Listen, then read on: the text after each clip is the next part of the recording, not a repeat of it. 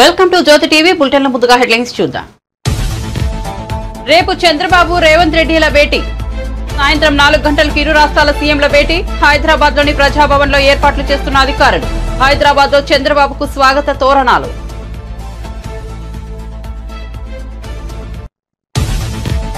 టీజీఎస్పీఎస్సీ వద్ద నిరుద్యోగులకు మద్దతుగా బర్రెలెక్కను రోడ్డుపై అడ్డంగా కంచెలు వేసిన పోలీసులు. ఆందోళన చేస్తున్న నిరుద్యోగులను, బీఆర్ఎస్వీ కార్యకర్తలను, ఆమ్ ఆద్మీ పార్టీ కార్యకర్తలను అరెస్ట్ చేసిన పోలీసులు.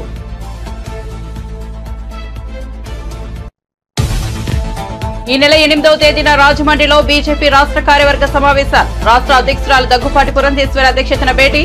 ఏపీ అభివృద్ధి ప్రధాన అజెండాగా చర్చిస్తామన్న సోము వీర్రాజు.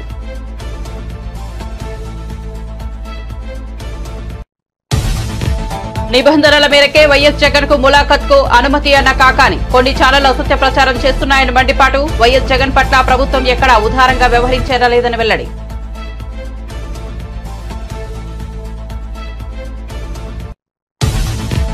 టీజీపీఎస్సీ వద్ద నిరసన తెలుపుతున్న నిరుద్యోగులు, విద్యార్థి సంఘాల నాయకుల అరెస్టులను ఖండించిన హరీష్ రావు. నిరుద్యోగుల గొంతులను, హక్కులను రేవంత్ రెడ్డి సర్కార్ అణగదొక్కుతోందని మండిపాటు.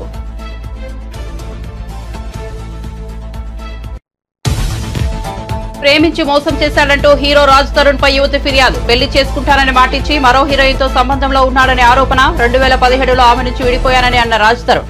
లావణ్యది బ్లాక్ మెయిలింగ్ స్వభావమని ఆరోపణ. తిరుమల శ్రీవారి ఆభరణాలపై విచారణ జరిపించాలన్న భానుప్రకాష్ రెడ్డి. శ్రీవారి ఆభరణాలపై భక్తుల్లో అనుమానాలున్నాయని వెల్లడి. హిందూ ధార్మిక క్షేత్రం తిరుమలను వైసీపీ అధర్మ క్షేత్రంగా మార్చిందని మండిపాటు.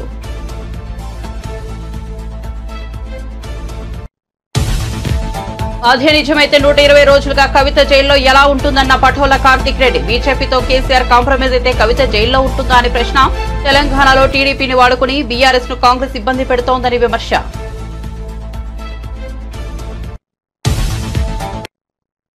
ఇక వార్త వివరాల్లోకి వెళ్తే ఆంధ్రప్రదేశ్ ముఖ్యమంత్రి చంద్రబాబు, తెలంగాణ సీఎం రేవంత్ రెడ్డి రేపు సాయంత్రం 4 గంటలకు సమావేశం కానున్నారు. వీరి భేటీకి హైదరాబాద్ లోని ప్రజాభవన్ లో ఏర్పాట్లు చేస్తున్నారు. విభజన సమస్యలు, 2 రాష్ట్రాల మధ్య 10 ఏళ్లుగా పెండింగ్ లో ఉన్న అంశాలపై చర్చించేందుకు ఇరు రాష్ట్రాల సీఎంలు హైదరాబాద్ లో భేటీ కానున్నారు.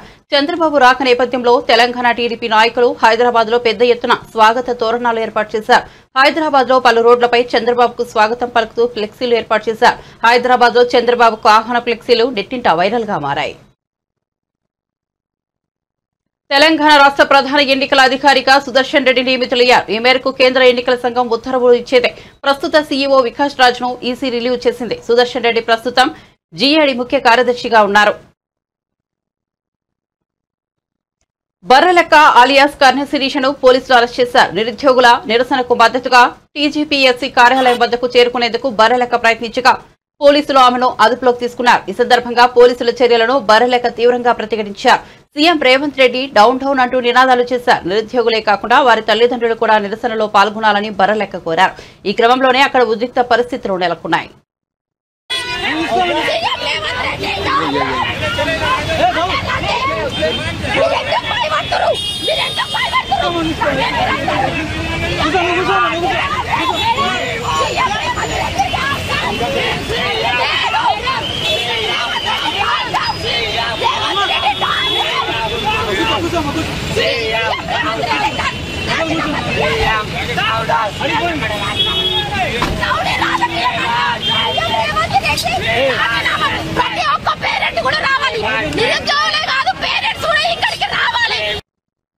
ఈ నెల 8వ తేదీన రాజమండ్రిలో బీజేపీ రాష్ట్ర కార్యవర్గ సమావేశాలు నిర్వహిస్తున్నట్లు ఆ పార్టీ జాతీయ కార్యవర్గ సభ్యులు సోము వీర్రాజు ప్రకటించారు. రాష్ట్ర అధ్యక్షురాలు దగ్గుపాటి పురంధేశ్వరి అధ్యక్షతన సమావేశాలు జరుగుతాయని అన్నారు.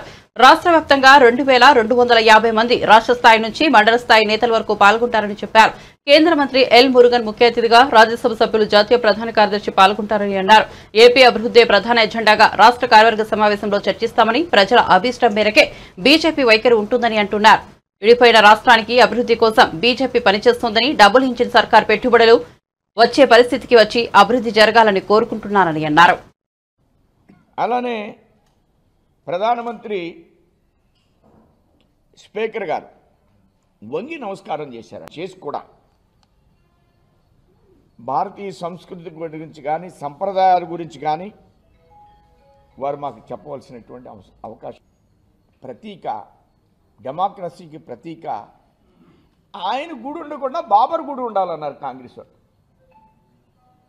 మన దేశం మీద దండెత్తినోడు మన దేశంలో ఆయన చిహ్నంతో గుడి ఏంటి, రాముడి గుడి పడగొట్టేసి బాబర్ గుడి కడితే అది తెలుసా రాహుల్ గాంధీకి?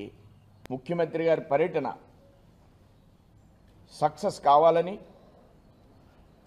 డబల్ ఇంజిన్ సర్కార్ అని ఏదైతే మేము అన్నామో దాని ఫలితంగా ఈ రాష్ట్రంలో పెట్టుబడులు పెట్టేటువంటి పరిస్థితి వచ్చి ఆంధ్ర రాష్ట్రం మరింత అభివృద్ధి జరగాలని నేను మనస్ఫూర్తిగా కోరుకుంటూ, జగన్ వేసిన చాలా బీజాలు, అవినీతి బీజాలు ఒక్కొక్కటి బయటకు వస్తున్నాయి. నేను చాలాసార్లు కొన్ని విషయాలు మాట్లాడేవాడిని, చాలా ప్రెస్ మీట్లో చెప్పేవాడిని. కాకినాడ పోర్టు ఆధారంగా సాగిన రేషన్ దందా అనేకమైన సార్లు నేను ప్రస్తావించాను. అది ఏ విధంగా చెప్పేవాడినంటే, కాకినాడ ఎమ్మెల్యే నాన్నగారు సివిల్ సప్లై కార్పొరేషన్ చైర్మన్ ఏంటండి, వెంటనే తీసేమనండి జగన్ని. అతను అనర్హుడు, అతను రాష్ట్ర మిల్లర్స్ అసోసియేషన్కి అధ్యక్షుడు. అతను సివిల్ సప్లై కార్పొరేషన్ చైర్మన్గా ఎలా ఉంటాడు? రికార్డులు ఎప్పుడైనా చూడండి మీరు.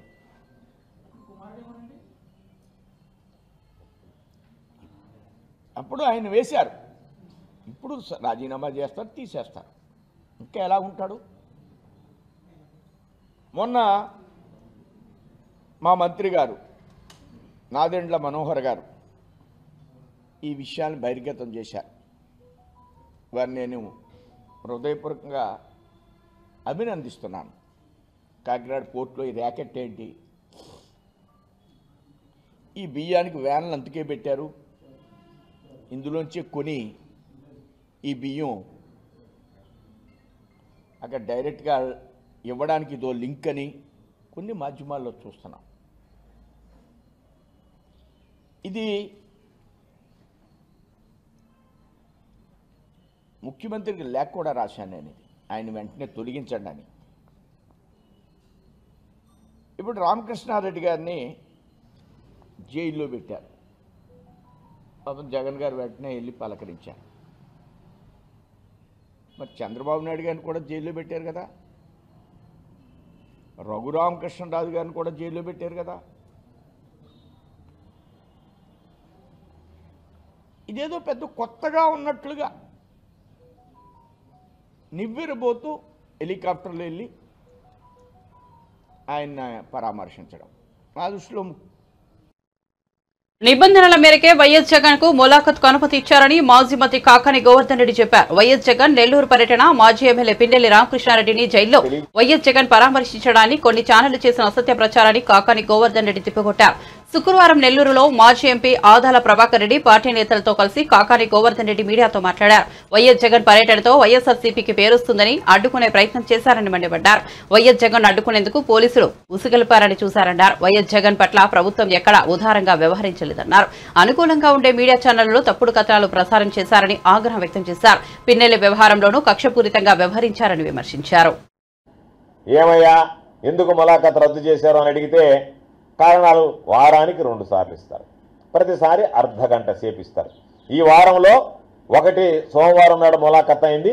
నిన్న జగన్మోహన్ రెడ్డి గారి కంటే కరెక్ట్గా ప్రభుత్వం నిర్దేశించినటువంటి, జైళ్ల శాఖ నిర్దేశించినటువంటి నియమ నిబంధనల ప్రకారమే నిన్న ఆ ములాఖత్కు సంబంధించి అనుమతించడం జరిగింది. ఎవరు కూడా పాపం మేము ఉదారంగా వ్యవహరించామన్నారంటే ఎవరు ఉదారంగా వ్యవహరించాల్సినటువంటి అవసరం లేదు. ఒకరి దగ్గరికి వెళ్ళి మీరు ఉదారంగా వ్యవహరించండి అని చెప్పి కోరినటువంటి సందర్భం లేదు. జైళ్ల శాఖ నియమ నిబంధనల ప్రకారమే 2 సార్లు ములాఖత్ వారానికి అవకాశం ఉంది కాబట్టి దాన్ని వినియోగించుకున్నాం తప్ప ఎక్కడ ఎక్కువగా వినియోగించుకున్నటువంటి పరిస్థితి లేదు, ఎక్కడ ఎక్కువ సమయం తీసుకున్నటువంటి పరిస్థితి లేదు. 6 గంటల సమయం అని చెప్పారు. 25 నిమిషాల్లోనే జగన్మోహన్ రెడ్డి గారు ములాఖత్తును కూడా పూర్తి చేయడం జరిగింది. దానితో మాట్లాడి అది ముగింపు చేయడం జరిగింది.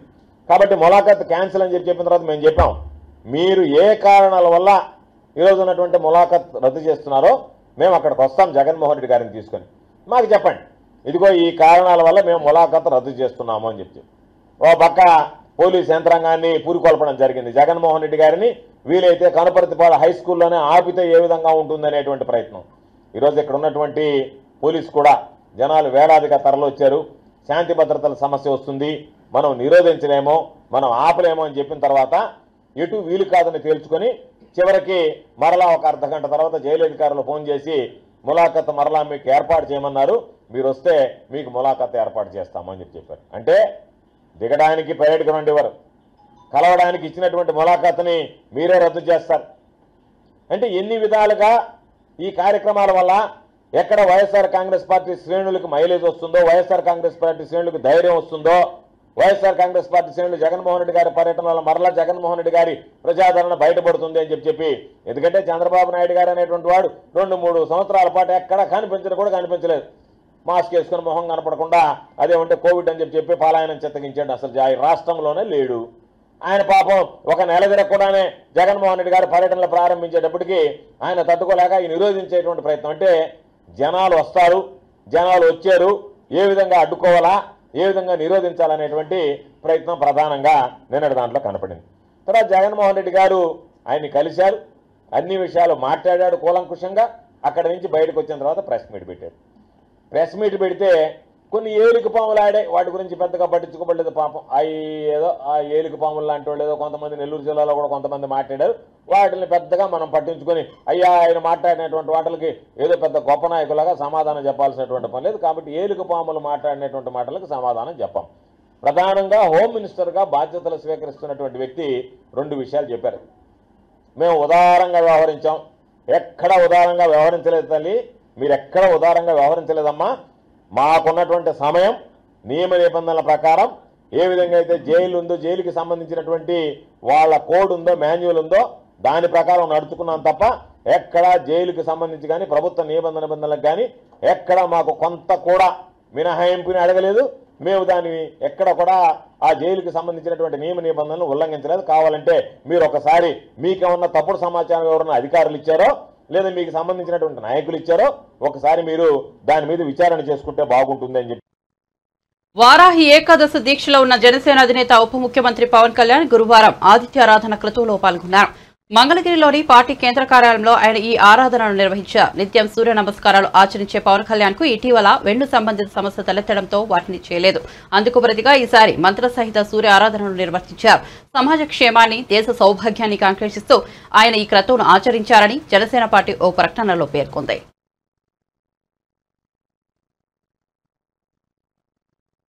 టాలీవుడ్ యువ హీరో రాజ్ తరుణ్ చిక్కుల్లో పడ్డారు. రాజ్ తరుణ్ తనను ప్రేమించి మోసం చేశాడంటూ లావణ్య అనే యువతి పోలీసులను ఆశ్రయించింది. రాజ్ తరుణ్ తాను గత 11 ఏళ్లుగా ప్రేమలో ఉన్నామని లావణ్య వెల్లడించింది. రాజ్ తరుణ్ కు తనకు ఓ గుడిలో పెళ్లైందని, అయితే హీరోయిన్ తో అఫైర్ కారణంగా తనను వదిలేశారని లావణ్య వివరించింది. రాజ్ తరుణ్ సోదరుడు కూడా తనను బెదిరించాడంటూ ఆమె ఆరోపించింది. ఈ మేరకు నార్సింగి పోలీసులకు ఫిర్యాదు చేసింది. లావణ్య ఫిర్యాదు మేరకు నార్సింగి పోలీసులు కేసు నమోదు చేసి దర్యాప్తు చేస్తున్నట్లు తెలుస్తోంది. నిన్న ఈవినింగ్ లావణ్య అని చెప్పేసి ఈమె ఈ రాజ్ తరుణ్ అనే వ్యక్తి పైన ఒక పిటిషన్ ఇవ్వడం జరిగింది నార్సింగి పోలీస్ స్టేషన్లో. ఈ లావణ్య అనే వ్యక్తి ఈ రాజ్ తరుణ్తో ఇద్దరు కలిసి రిలేషన్లో ఉన్నట్టుగా, ఆ రిలేషన్ తర్వాత ఈ రాజ్ తరుణ్ అనే వ్యక్తి ఇంకొక అమ్మాయితో ఉన్నాడు, ఆమెతో కలిసి ఉంటున్నాడు. సో నన్ను వదిలేసి వెళ్ళిపోయిండు. అవతల ఎవరైతే అమ్మాయి ఉన్నారో ఆ అమ్మాయి ఆమె కానీ ఆమె రిలేటివ్స్ కానీ ఈమెను థ్రెటన్ చేస్తున్నట్టుగా ఒక పిటిషన్ ఇచ్చింది. దాని మీద మేము ఒక పిటిషన్ రిసీవ్ చేసుకొని ఎంక్వైరీ చేస్తున్నాం. ఎంక్వైరీలో ఆమె ఇచ్చిన దానికి అలిగేషన్స్కి ఉన్న ఎవిడెన్స్ కానీ అది కానీ ఉంటే యాజ్ పర్ ప్రొసీజర్ ఏముందో అది ఫాలో అయ్యి ఇన్వెస్టిగేషన్ చేస్తాం. గతంలో లావణ్య మీద కూడా కొన్ని కేసులు నమోదై ఉన్నాయి కదా. మా దగ్గర డ్రగ్స్ కేసు ఒకటి ఉందండి. అది తిరుమల శ్రీవారి భద్రతపై భక్తుల్లో అనుమానాలున్నాయని, కాబట్టి హైకోర్టు సిట్టింగ్ జడ్జితో విచారణ జరిపించాలని బీజేపీ ఏపీ అధికార ప్రతినిధి భానుప్రకాష్ రెడ్డి డిమాండ్ చేశారు. శ్రీవారిని దర్శించుకున్న ఆయన అనంతరం మీడియాతో మాట్లాడుతూ ప్రపంచ హిందూ ధార్మిక క్షేత్రమైన తిరుమలను వైసీపీ అధర్మ క్షేత్రంగా మార్చిందని ధ్వజమెత్తారు. దర్శన టికెట్ల నుంచి ఇంజనీరింగ్ పనుల వరకు అన్నింటిలోనూ వైసీపీ నేతలు అక్రమాలకు పాల్పడ్డారని ఆరోపించారు. 100 కోట్ల రూపాయలను కమిషన్ల రూపంలో దండుకున్నారని చెప్పారు. గతంలో టీటీడీ చైర్మన్ గా పనిచేసిన భూమన కరుణాకర్ రెడ్డిపై తనకు నమ్మకం లేదని కాబట్టి సిట్టింగ్ జడ్జితో కమిటీ వేసి విచారణ జరిపించాలని రాష్ట్ర ప్రభుత్వానికి విజ్ఞప్తి చేశారు. ప్రతి సంవత్సరాల్లో జగన్మోహన్ రెడ్డి గారి పరిపాలనలో ఈ ధార్మిక క్షేత్రాన్ని ఒక అధర్మ క్షేత్రానికి నిలయంగా మార్చివేశారు. ప్రసాదాల దగ్గర నుంచి, రూముల దగ్గర నుంచి, టికెట్ల దగ్గర నుంచి, ఇంజనీరింగ్ పనుల దగ్గర నుంచి అన్నిట్లో అవినీతికి ఆస్కారం ఇచ్చి వందల కోట్ల రూపాయలు కమిషన్ల రూపంలో దండుకున్నారని చెప్పి భక్తుల దగ్గర నుంచి అనేక ఫిర్యాదులు వస్తున్నాయి. మేము ఎక్కడ కలిసినా సరే ఒకటే చెప్తున్నారు, అన్న శ్రీవారి నగలు పదిలంగా ఉన్నాయని చెప్పి ప్రశ్నిస్తున్నారు. స్వామివారికి సంబంధించిన నగల విషయంలో కూడా ఈరోజు ఏ విధంగా అయితే విజిలెన్స్ ఎంక్వైరీ జరుగుతోందో టీటీడీలో జరిగిన అవినీతి అక్రమాల మీద, గతంలో శ్రీవారి నగల మీద వాద్వా కమిటీ అలాగే జస్టిస్ జగన్నాథరావు కమిటీ గతంలో శ్రీవారి నగల్ని క్షుణ్ణంగా పరిశీలించి దాని మీద ఒక రిపోర్ట్ ఇవ్వడం జరిగింది. తిరిగి ఈరోజు హైకోర్టు సిట్టింగ్ జడ్జి చేత శ్రీవారి నగలకు సంబంధించి తిరిగి దాని మీద పూర్తి స్థాయిలో విచారణ చేపట్టి భక్తుల్లో కలిగినటువంటి అనుమానాల్ని నివృత్తి చేయాలని చెప్పి మేము కోరుకుంటున్నాం. ఈ విషయం మీద రాష్ట్ర ముఖ్యమంత్రి గారి దృష్టికి కూడా మేము తీసుకుపోతున్నాం. ఎందుకంటే గతంలో ఈ 5 సంవత్సరాల్లో కేవలం మట్టికి మిగతా విషయాలకి పరిమితమైనారనుకున్నామే తప్ప భక్తుల్లో, శ్రీవారి భక్తులు ఇంత ఆందోళన ఉంది, ఇంత భయపడుతున్నారని చెప్పి మాకు అనుమానాలు లేవు. కానీ ఈ మధ్య గత 10-15 రోజులుగా విపరీతంగా భక్తుల నుంచి ఫిర్యాదులు వస్తున్నాయి. అన్న ఖచ్చితంగా మీరు మాట్లాడాలి, దీని మీద విచారణ చేపడితే వాస్తవాలు ఖచ్చితంగా భక్తులకు తెలుస్తాయి. మాకైతే అనుమానాలు ఉన్నాయి. ఆ ప్రభుత్వంలో ఇక్కడ పనిచేసినటువంటి అధికారుల మీద మాకు నమ్మకం లేదు, ఇక్కడ పనిచేసినటువంటి ధర్మకర్తల మండలి అధ్యక్షుల మీద మాకు నమ్మకం లేదని చెప్పి. ఎందుకంటే ఇంజనీరింగ్ పనుల్లో కమిషన్లు తీసుకున్నారు 10-15%. టీటీడీ చరిత్రలో ఏ రోజు లేకుండా ఉంటే కమిషన్లు తీసుకున్నారు. కానీ ఇంత జరుగుతున్న టీటీడీ విజిలెన్స్ ఏం చేస్తామని చెప్పి నేను ప్రశ్నిస్తున్నా. నిద్రపోతున్నారని చెప్పి ప్రశ్నిస్తున్నా. ఒక ఎస్పీ స్థాయి అధికారి ఇక్కడ ఉండి ఎందుకు మౌనంగా ఉన్నావు? నిన్ను మౌనంగా ఉండమని ఎవరు చెప్పారు? ఏ అధికారి చెప్పారు? ఇక్కడ జరిగినటువంటి 5 సంవత్సరాలు జరిగినటువంటి అవినీతి అక్రమాల మీద ఎందుకు మౌనంగా ఉన్నారు? ఒక్క కేసు కూడా ఎందుకు నమోదు చేయలేదు? ఏదో రాష్ట్ర ప్రభుత్వం మారిన తర్వాత రాష్ట్ర ప్రభుత్వం అక్కడి నుంచి విజిలెన్స్ వస్తే కూడా ఇక్కడుండే అధికారులు సహాయ నిరాకరణ ఉందని చెప్పి భక్తుల నుంచి ఫిర్యాదులు వస్తున్నాయి. కాబట్టి మేమైతే దీన్ని చాలా సీరియస్గా తీసుకున్నాం. ఇక్కడ జరిగినటువంటి అవినీతి అక్రమాలతో పాటు శ్రీవారి నగలకు సంబంధించిన విషయం మీద రాష్ట్ర ముఖ్యమంత్రి గారి దృష్టికి మేము తీసుకుపోతున్నాం. ఖచ్చితంగా దాని మీద పూర్తి స్థాయిలో విచారణ జరిపించి శ్రీవారి భక్తుల్లో కలిగినటువంటి అనుమానాలను నివృత్తి చేయాలని చెప్పి కోరుకుంటున్నాం. టీజీపీఎస్ ను ముట్టడించిన నిరుద్యోగులు, విద్యార్థి సంఘాల నాయకులను అరెస్ట్ చేయడాన్ని బీఆర్ఎస్ నేత మాజీ మంత్రి హరీష్ రావు తీవ్రంగా ఖండించారు. హామీలు ఇచ్చి మాట తప్పిన కాంగ్రెస్ ప్రభుత్వ తీరుకు నిరసనగా డిమాండ్ల సాధనే లక్ష్యంగా టీజీపీఎస్సీ వద్ద శాంతియుత నిరసన తెలియజేసేందుకు వెళ్తున్న విద్యార్థులు, నిరుద్యోగులు, విద్యార్థి సంఘాల నాయకులను ఎక్కడికక్కడ అరెస్ట్ చేసి నిర్బంధించడాన్ని ఆయన హేయమైన చర్యగా పేర్కొన్నారు. ప్రజాపాలనలో శాంతియుతంగా నిరసన తెలియజేసే హక్కు కూడా నిరుద్యోగులకు లేదా అని ఈ సందర్భంగా హరీష్ రావు ప్రశ్నించారు. తమ గోసను రిప్రజెంటేషన్ ద్వారా చెప్పుకునే అవకాశం కూడా లేదా అని ఆయన నిలదీశారు. బీఆర్ఎస్ అధినేత, తెలంగాణ తొలి ముఖ్యమంత్రి కేసీఆర్ భారతీయ జనతా పార్టీతో కాంప్రమైజ్ అయితే ఎమ్మెల్సీ కవిత ఎందుకు జైల్లో ఉంటుందని బీఆర్ఎస్ పార్టీ నాయకులు పటోళ్ల కార్తిక్ రెడ్డి కాంగ్రెస్ పార్టీని ప్రశ్నించారు. బీజేపీతో కేసీఆర్ కుమ్మక్కయ్యారని కాంగ్రెస్ పార్టీ నాయకులు వ్యాఖ్యానించడం సరికాదని పేర్కొన్నారు. తెలంగాణ భవన్లో పటోళ్ల కార్తిక్ రెడ్డి మీడియాతో మాట్లాడారు.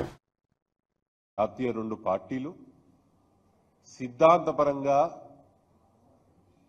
వైరుధ్యాలున్న 2 జాతీయ పార్టీలు కాంగ్రెస్, బీజేపీలు ఏ విధంగా తెలంగాణ రాష్ట్రంలో పొత్తులో ఉన్నారు అనేది కొన్ని ఉదాహరణలతో మీ ముందుకు రావడం జరిగింది. మీ ద్వారా తెలంగాణ ప్రజలకు కూడా తెలంగాణ రాష్ట్రంలో అక్రమ పొత్తు ఏ విధంగా కాంగ్రెస్, బీజేపీలో నడుస్తుందో, ఈ 2 పార్టీలు, జాతీయ పార్టీలు తెలంగాణ ప్రయోజనాలే గాని, తెలంగాణ ప్రజల ప్రయోజనాలే గాని ఎట్లయితే తాకట్టు పెట్టి స్వార్థ రాజకీయాలకు పెద్దపీట వేసిండ్రో మీ ద్వారా తెలియజేసే ప్రయత్నం చేస్తా. నేను చూపించబోతున్న ఉదాహరణలు, మీకు చూపించబోతున్న కొన్ని సంఘటనలు ఈ నెలలో జరిగినాయి. ఎన్నికల కన్నా ముందు నేనైతే చాలా విషయాలు చెప్పగలుగుతా. జనరల్ ఎలక్షన్స్ కన్నా ముందు, అసెంబ్లీ ఎలక్షన్స్ కన్నా ముందు బీజేపీ పార్టీ ఎట్లా పరోక్షంగా, ప్రత్యక్షంగా కాంగ్రెస్ పార్టీకి మద్దతు పలికిందో చాలా ఉదాహరణలు ఉన్నాయి. అది ఇంకెప్పుడైనా మాట్లాడే ప్రయత్నం చేస్తా. కానీ పార్లమెంట్ ఎన్నికలు జరిగిన నిన్నటికో పార్లమెంట్ ఎన్నికల రిజల్ట్స్ వచ్చినటికి ఒక నెల రోజు జరిగింది. ఈ నెల రోజుల్లోనే కాంగ్రెస్ బీజేపీ పార్టీలు కలిసి ఏమి చేసినాయి, టీఆర్ఎస్ పార్టీనే గాని తెలంగాణ రాష్ట్ర ప్రయోజనాలే గాని ఎట్లా తుంగలో పట్టే ప్రయత్నం చేస్తుందని మీకు కొన్ని ఉదాహరణలు చెప్తాను. రిజల్ట్స్ వచ్చిన ఒక వారం 10 రోజుల్లోనే తెలంగాణ రాష్ట్రానికి కూడా కిషన్ రెడ్డి గారు కేబినెట్ మినిస్టర్ అయ్యిండ్రు. కేబినెట్ మినిస్టర్ అయిన కిషన్ రెడ్డి గారు తెలంగాణ రాష్ట్రానికైనా మంచి చేస్తారు అనుకుంటే ఆయన రాగానే తెలంగాణ ఆస్తి అయిన సింగరేణి బొగ్గు గనులని వేలం వేయడం జరిగింది. అది మనందరం కూడా చూసినాం. ఒకవేళ నిజానికి కూడా కాంగ్రెస్ పార్టీకి తెలంగాణ ప్రజల పట్ల లేదా బీజేపీ తీసుకుంటున్న నిర్ణయాల పట్ల ఏదైనా వ్యతిరేకత ఉంటే అది ఆ రోజే దాన్ని ఆపే ప్రయత్నం చేయాలా. ప్రభుత్వానికి శక్తి ఉండే 10 సంవత్సరాలు ఎట్లయితే కేసీఆర్ దాన్ని ఆపినాడో మీకు కూడా కాంగ్రెస్ పార్టీకి కూడా ఆ యొక్క వేలాన్ని ఆపే శక్తి ఉండే. కానీ ఇది చూడుండ్రి, ఎన్నికల రిజల్ట్స్ వచ్చిన వారం రోజుల్లోనే కాంగ్రెస్ పార్టీకి సంబంధించిన బట్టి విక్రమార్క గారు, బీజేపీ పార్టీకి సంబంధించిన కేంద్ర మంత్రి గనుల మంత్రి కిషన్ రెడ్డి గారు కలిసి కాంగ్రెస్ బీజేపీలు ఒకటే వేదిక మీదకి వచ్చి తెలంగాణలో ఆస్తులు అమ్ముతున్న మొదటి సంఘటన, ఈ నెలలో జరిగిన మొదటి సంఘటన ఇది. 1. 2, తెలంగాణలో పవర్ విషయంలో ఏదో పెద్ద కుంభకోణం జరిగిందని, పవర్ విషయంలో ఏదో తప్పు జరిగిందని కాంగ్రెస్ పార్టీ గగ్గోలు పెడుతున్నది. నిజమే, మళ్ళీ కాంగ్రెస్ పార్టీ అంటున్నది కూడా నిజమే అనుకోవాలి. కాంగ్రెస్ పార్టీ విధానాల ప్రకారం 24 గంటలు కరెంట్ ఇవ్వడం తప్పే. బహుశా ఈరోజు ఊర్లలో మనం చూస్తున్నాం, గ్రామాల్లో పరిస్థితి ఎట్లున్నది, మన హైదరాబాద్ లో కూడా కరెంట్ పరిస్థితి ఎట్లుందో మనం చూస్తున్నాము. 24 గంటలు కరెంట్ ఇచ్చిన కేసీఆర్ తప్పని భావిస్తున్నట్టుంది కాంగ్రెస్ పార్టీ. అందుకే ఆయన మీద నరసింహారెడ్డి గారితో, ఒక మాజీ జడ్జి అయిన నరసింహారెడ్డి గారితో ఒక కమిషన్ వేయడం జరిగింది. విద్యాశాఖపై తనతో సమీక్షకు వచ్చిన ఎంబీఓలకు డీఈఓ నోటీసులు ఇచ్చారని, జెడ్పీలో నిలదీస్తే తనపై కేసు పెట్టారని ఎమ్మెల్యే కౌశిక్ రెడ్డి మండిపడ్డారు. కళ్యాణ లక్ష్మి చెక్కుల విషయంలో హైకోర్టు రాష్ట్ర ప్రభుత్వానికి మొటిక్కాయలు వేసిందని విమర్శించారు. తనపై కేసులు పెట్టినా భయపడేది లేదని, కేసీఆర్ శిష్యుడిగా ప్రజల కోసం జైలుకు వెళ్లేందుకు సిద్ధమన్నారు.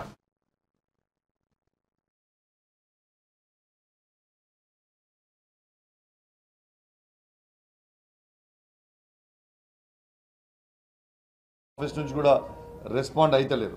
కాబట్టి ఇంకా మీడియా పాయింట్లో వచ్చి మాట్లాడి పోదామని ఒక ఉద్దేశంతో వచ్చినాం. ఇవాళ స్పీకర్ గారు ఇవాళ టైం ఇవ్వకపోయినా పర్వాలేదు, రేపు ఇచ్చినా సరే, ఎల్లుండి ఇచ్చినా సరే, అవతల ఎల్లుండి ఇచ్చినా సరే, ఎప్పుడు స్పీకర్ గారు టైం ఇస్తే ఆ రోజే స్పీకర్ గారిని కలిసి ప్రివిలేజ్ మోషన్ తప్పకుండా మా కరీంనగర్ డిఈఓ గారి మీద, కరీంనగర్ జెడ్పీ సిఓ గారి మీద ప్రివిలేజ్ మోషన్ తప్పకుండా నేను మూవ్ చేయబోతా ఉన్నానని చెప్పి ఈ సందర్భంగా తెలియజేస్తా ఉన్నాను. ఎంత దురదృష్టవశాత్తు అంటే ఇవాళ ఇయర్ స్టార్టింగ్, ఇది ఎడ్యుకేషన్ మీద ఇయర్ స్టార్టింగ్ స్కూల్కి నా హుజరాబాద్ నియోజకవర్గంలో నేను ఎంఈఓలతోని అందరి హెడ్ మాస్టర్లతోని ఒక రివ్యూ మీటింగ్ నేను పెట్టుకొని స్కూల్ పిల్లలకి బుక్స్ ఇచ్చిండ్రా, బట్టలు ఇచ్చిండ్రా, మిడ్ డే మీల్స్ మంచిగా పెడుతున్నారా లేదా, క్లాస్ రూమ్స్ని నీట్గా పెడుతున్నారా లేదా, ఇలా అన్నీ అడిగి ఆల్ దీస్ ఇష్యూస్ మీద నేను నా హుజరాబాద్ నియోజకవర్గం మీద ఎడ్యుకేషన్ డిపార్ట్మెంట్ మీద పెట్టుకుంటే ఇవాళ డిఓ గారు ఎంఈఓ గారికి లెటర్ అనేది పంపించి, ఒక ఎమ్మెల్యే గారు మీటింగ్ పెడితే మీరు ఎందుకు అటెండ్ అయినరని డిఓ గారు లెటర్ పంపడం ఇదొక సిగ్గుచేటు అని చెప్పి సందర్భంగా తెలియజేస్తా ఉన్నాను. దీంతో పాటు బాధాకరం ఏంటంటే పాపం ఆర్గనైజ్ చేసిన ఎంఈఓలకి నోటీస్ పంపించి ఆ ఎంఈఓలకి డిమోషన్ ఇచ్చి మళ్ళీ హెడ్ మాస్టర్గా పనిచేయమని వాళ్ళకి డిమోషన్ ఇవ్వడం చాలా బాధాకరం అని చెప్పి సందర్భంగా తెలియజేస్తాం. వాళ్ళు ఎటువంటి తప్పు చేయలేదు. ఇలా ఒక్కటే ఆలోచన చేయండి, ఇవాళ ఎడ్యుకేషన్ మీటింగ్ పెట్టుకోవడమే నేను చేసిన తప్ప, లేకుంటే అరేంజ్ చేసిన ఎంఈఓలు వాళ్ళ చేసిన తప్ప? ఇలా స్కూల్లో మీకు బుక్స్ ఇచ్చిర్రా లేదా, మీకు బట్టలు ఇచ్చిండ్రా లేదా, మీకు భోజనాలు మంచిగా పెడుతుర్రా లేదా, ఇంకా ఇతర ఫెసిలిటీస్ అన్నీ బాగున్నాయా లేవా అని అడగడమే నా మేము చేసిన తప్పు.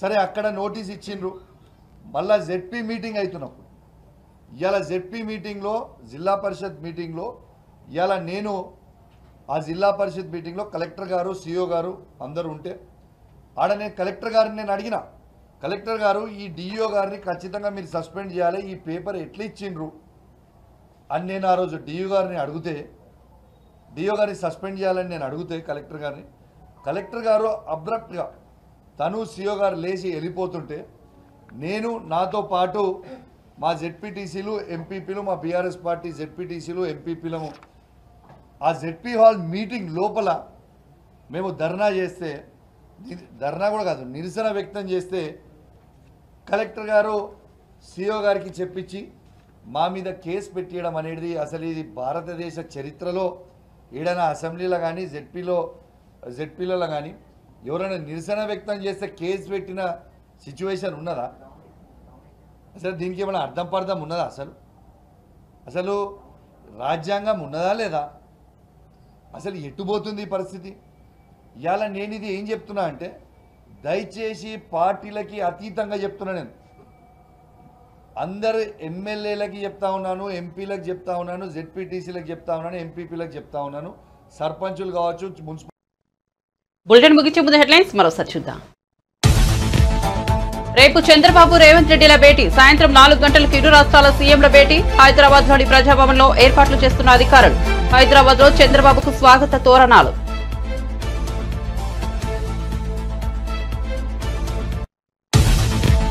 ఈజీ ఎస్పీఎస్సీ వద్ద నిరుద్యోగులకు మద్దతుగా బరలెక్కన రోడ్డుపై అడ్డంగా కంచెలు వేసిన పోలీసులు. ఆందోళన చేస్తున్న నిరుద్యోగులను, బీఆర్ఎస్వీ కార్యకర్తలను, ఆమ్ ఆద్మీ పార్టీ కార్యకర్తలను అరెస్ట్ చేసిన పోలీసులు.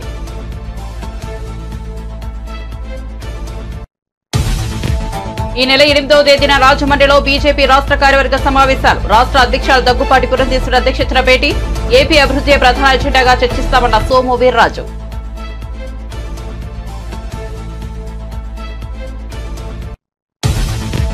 నిబంధనల మేరకే వైఎస్ జగన్ కు ములాఖత్ కు అనుమతి అన్న కాకాని. కొన్ని ఛానల్ అసత్య ప్రచారం చేస్తున్నాయని మండిపాటు. వైఎస్ జగన్ పట్ల ప్రభుత్వం ఎక్కడా ఉదారంగా వ్యవహరించలేదని వెల్లడి.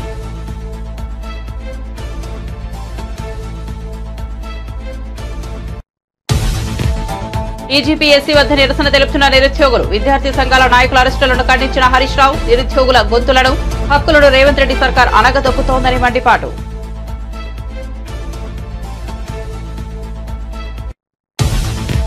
ప్రేమించి మోసం చేశాడంటూ హీరో రాజ్ తరుణ్ పై యువతి ఫిర్యాదు. పెళ్లి చేసుకుంటానని మాటిచ్చి మరో హీరోయిన్తో సంబంధంలో ఉన్నాడని ఆరోపణ. 2017 లాభ నుంచి విడిపోయానని అన్న రాజ్ తరుణ్. లావ్ అనేది బ్లాక్ మెయిలింగ్ స్వభావమని ఆరోపణ.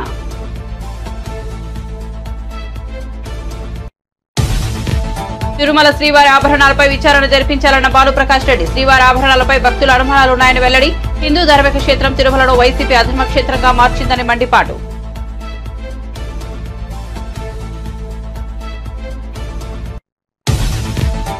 అదే నిజమైతే 120 రోజులుగా కవిత జైల్లో ఎలా ఉంటుందన్న పటోల కార్తిక్ రెడ్డి. బీజేపీతో కేసీఆర్ కాంప్రమైజ్ అయితే కవిత జైల్లో ఉంటుందా అని ప్రశ్న.